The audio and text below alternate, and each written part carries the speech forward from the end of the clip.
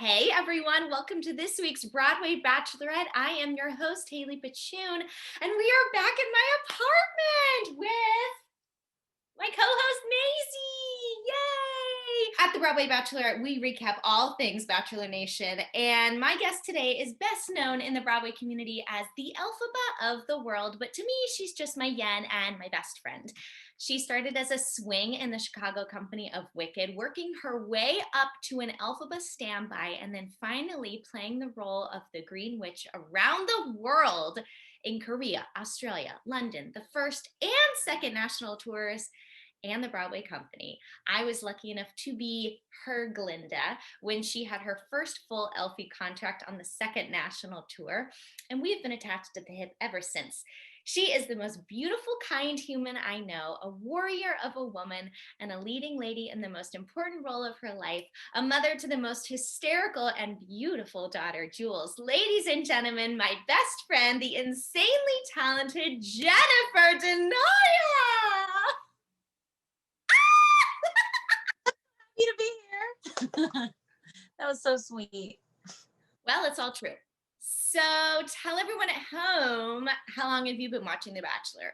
Okay, so I had to think about this question because they all have like molded together for me at this point. Yep. I think the first person I watched was I thought it was Emily Maynard, but it was actually Ashley and JP that season. Oh, that was So a that was solid season. yeah, that was the first season I really was like, I love this show. Like I couldn't stop watching.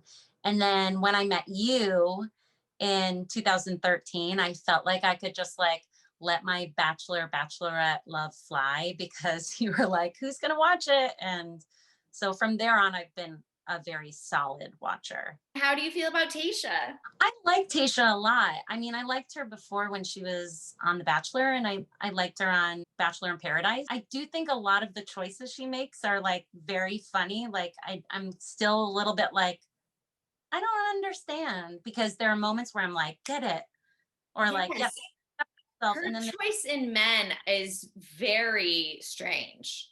yes, yes. It makes sense in some people, and then it's like completely like I don't get it in others. But Yeah, she's got a weird quirk about what she likes. So speaking about weird quirks, let's Bennett and Noah. watching these guys like and honestly like this season has been hard for me to really like attach to. I don't know if it's the switch that happened or if it's the guys or I don't know what it is. I can't really place my finger on it, but with them I was just like, oh, this is so painful to watch. I hate it. Like it was just like, let's get this over with, just send them both home. When she said, I guess I'll see you later to Noah, I yelled at my TV. This is the prime example of Tayshia isms. It's like, what about him is attractive? No, he's a child. That uncomfortable walkout with Bennett. Yeah, the way he was walking, he was like dun, dun, and then he would stop and then weirdly like robotically turn. I mean, he's a robot. I know his name now because it was said so many times later, but my next note was, I need naked guy to go away, which is Ben. See, I have words for all of the guys this season because for Oh, some reason please. I can't remember what their names are. I'm like getting them confused, except for one, my favorite, who I love, Ivan. He's my favorite. See, what did I call Ben? Ben, I called him Mouth because he has a funny mouth. Yeah, he like talks out the side of his mouth. Yeah, like that's what I focus on when he speaks. Yeah, Who's the really sad looking one that always looks sad and stressed out? all of them. Brendan. Yeah, he has pretty eyes. Yeah, he does have very pretty eyes, but he always looks like something wrong is happening and like he just doesn't know what's going to happen. And I'm like, it stresses me out just like looking at his face because he doesn't smile. Do that face again.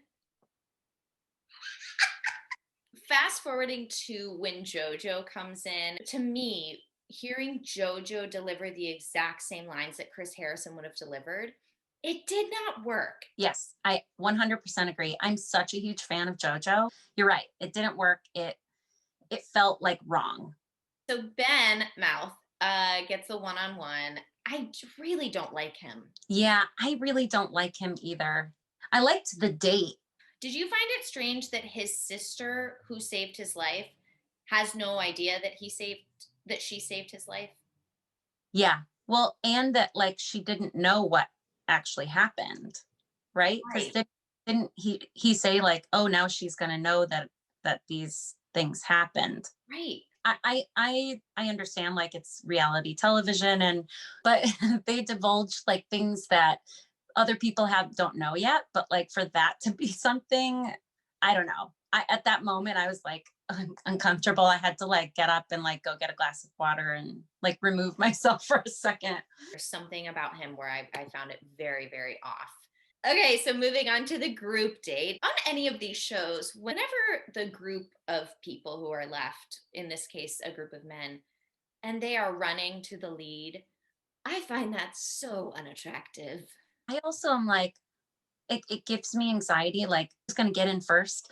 Like like who, like are they like racing each other or loud? Like are they like, okay, you can go first this time, like producer wise? Like I always wonder that, like how they break it out, because I could assume that like people would be like I don't know, Well, taking and off. then for her to figure out who am I gonna hug first? And then while you're hugging them, you see the other people waiting to hug you behind. So you're like here, and then you're like, hey, good to see you.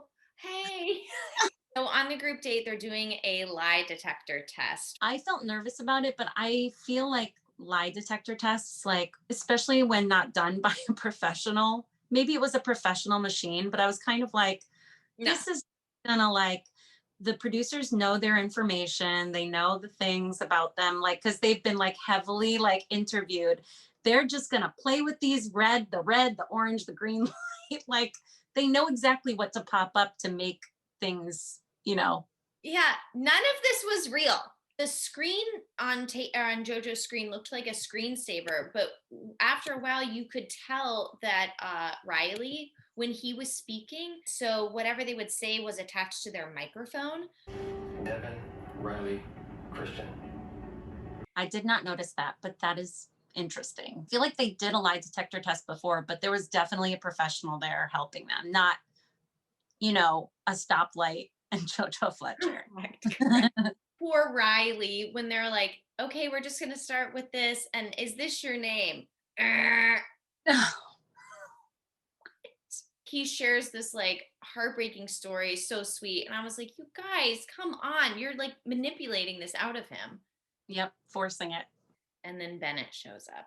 Gives me a lot of like Ted Bundy-ish vibes. Yes. Like very triggered by him. A little bit like, are you gonna, he's like, can I come in? Like the way he even talked. Are you gonna murder me? When he said, I love you. I was hoping she was gonna be like, hi. But instead she was like, I'm so confused. I was like, I know. Her taste in men is really, it's not good. Did you notice when Bennett said, It's been a little bit of a whirlwind. yes. Oh my God. I wrote it down here with a D underlined, a whirlwind. I was like, you're not so smart. clearly we know from the spelling test that a Harvard education doesn't do anything. And now he can't say whirlwind. He says whirlwind. I love that. Yes, I totally saw that. Scene time? Okay. I have to put my glasses on. Today's scene is between Noah and Tasha. Who would you like to be? I don't know. Tasha? Okay, great. I'm ready. Here we go.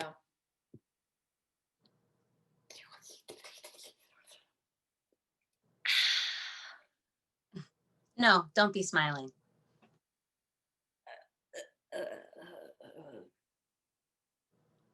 Scene. The Tic Tacs, I was like, who? Okay, one, who gave him the Tic Tacs? Why would you pour like a whole bottle in your mouth? Also, who eats Tic Tacs anymore? Those are from the 90s.